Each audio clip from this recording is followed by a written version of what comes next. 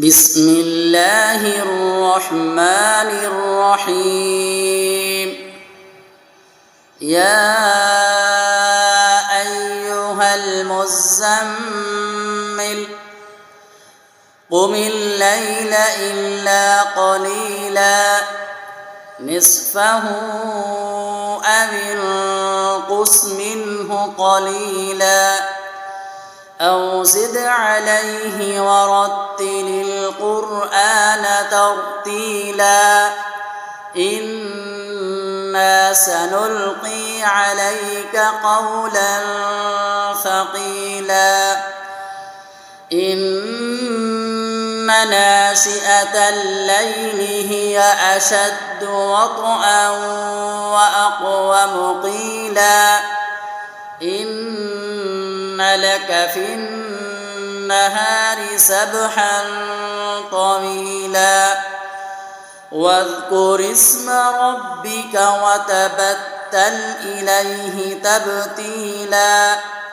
رب المشرق والمغرب لا إله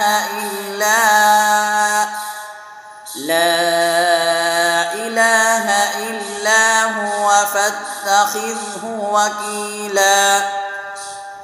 رب المشرق والمغرب لا إله إلا هو فاتخذه وكيلا واصبر على ما يقولون واهجرهم هجرا جميلا وذرني والمكذبين أولي النعمة ومهلهم قليلا إن لدينا أنكالا وجحيما وطعاما ذا غصة وعذابا أليما يوم ترجف الأرض والجبال وكانت الجبال كثيبا مهيلا إنا أرسلنا إليكم رسولا شاهدا عليكم كما أرسلنا إلى فرعون رسولا فعصى فرعون الرسول فأخذناه أخذا وبيلا فكيف تتقون إن كفرتم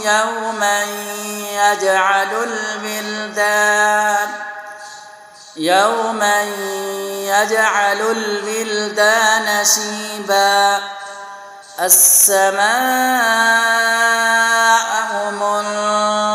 منفطر به كان وعده مفعولا إن هذه تذكرة فمن شاء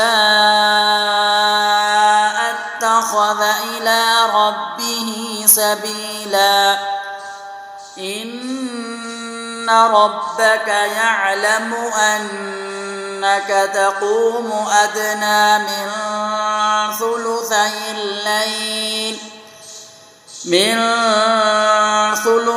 الليل ونصفه وثلثه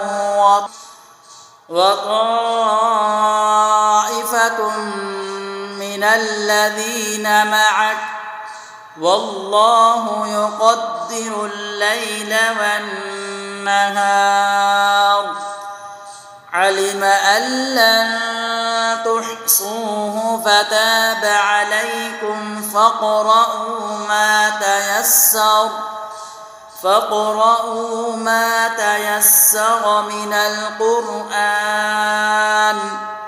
علم أن سيكون منكم مرضى وآخرون يضربون في الأرض يبتغون من فضل الله وآخرون يقاتلون في سبيل الله فاقرؤوا ما تيسر منه وأقيموا الصلاة وآتوا الزكاة وأقرضوا الله قرضا حسنا وما تقدموا لأنفسكم من خير تجدوه عند الله هو خيرا وأعظم أجرا واستغفروا الله إن الله غفور رحيم آمنت بالله صدق الله العلي العظيم